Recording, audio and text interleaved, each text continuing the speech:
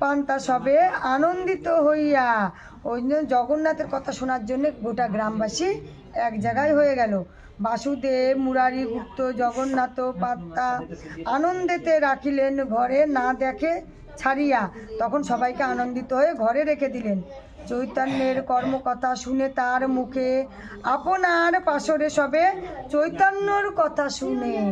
তখন সবাই মিলে বলতে লাগলো, আরো বলো না, আরো বলো না, আরো বলো না, আমার নিমাই ওখানে কেমন আছে? তুমি তো নিমাইয়ের কাছ থেকে এসেছো, তোমরা বলো না কেমন আছে আমার নিমাই। জগন্নাথ মিলিত যায় সেই ভক্ত ঘরে, সেই ভক্ত সুখে আপনার পাশারে। চৈতন্যের প্রেমে পাত্র জগন্নাথ ধন্য, যারে মিলে সেই মানে পাইল চৈতন্য। তখন বলছে এই জগৎ সংসারের মাধ্যমে তোমাদের মতো মাতা পিতা আজকে চৈতন্য পেয়েছো, আর তোমরা চৈতন্য পেয়েছো জন্যে আমাদের অন্তরের চৈতন্য আজকে ফিরেছে। জয় জনিতাই।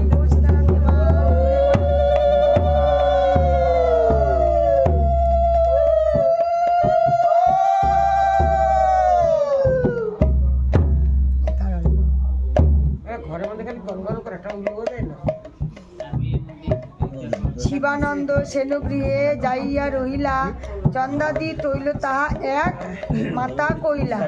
সুগন্ধি করিয়া তৈল গাগনি ভরিয়া, নীলাচলে লইয়া আইলা যত্ন করিয়া। এটুকু তাড়াতাড়ি বলে যায়, ওদিকে ভালো আছে। যত্ন করিয়া গোবিন্দেরে ঠাহি তৈল ধরিয়া রাখিল, প্রভু রঙ্গে দিয়ে তৈল গোবিন্দেরে কহিল। প্রভু রঙ্গ তৈল মাখিয়া গোবিন্দকে কহিল। তবে প্রভু ঠাই গোবিন্দ নিবেদন করল, জগন্নাথ আনিয়াছে চন্দনাই কইল। তাহা ইচ্ছা প্রভু অল্প মস্তকে লাগায়, পীতবায়ু ব্যাধি প্রকট শান্তি লইয়া যায়। এক কৌশল সুগন্ধি তৈল গৌরেতে কহিয়া, ইহা আনি আছে বহু যত্ন করিয়া। প্রভু কহে সন্ন্যাসীর নাহি তৈল অধিকার।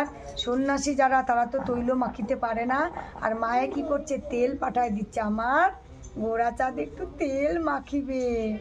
না বললে না ভালোও লাগে না, না ঝরঝর করে পড়লে কি ঘুম। আর একভাবে পাঠ করে গেলে না সেই পাঠে কিন্তু মন চট করে অন্য দিকে চলে যায়। কিন্তু একটু না বললে আবার এটা অনেক বড় শেষ বসে আছি, আমি তাকায় আছি, হ্যাঁ, অথচ আমার মনটা কিন্তু অন্য দিকে চলে যায়। আর যদি ভাঙে বলা যায় তখন কিন্তু মনটা এইদিকেই থাকে। হ্যাঁ, আমি ওই জন্য বলি এই পৃষ্ঠাটা ঝরঝর করে বলি, ওইদিকে আমি বুঝাই। তাড়াতাড়ি বলা যাবে না, এটা শেষ করতেই হবে। এইটাই আমাদের ভুল, তাড়াতাড়ি শেষ করে দে, তাহলে শেষ। তোমরা যদি বলো শেষ, তাহলে শেষ। তাহাতে সুগন্ধি তৈল পরম ধিৎকার, জগন্নাথের দেহ তৈল দ্বীপ যেন জলে।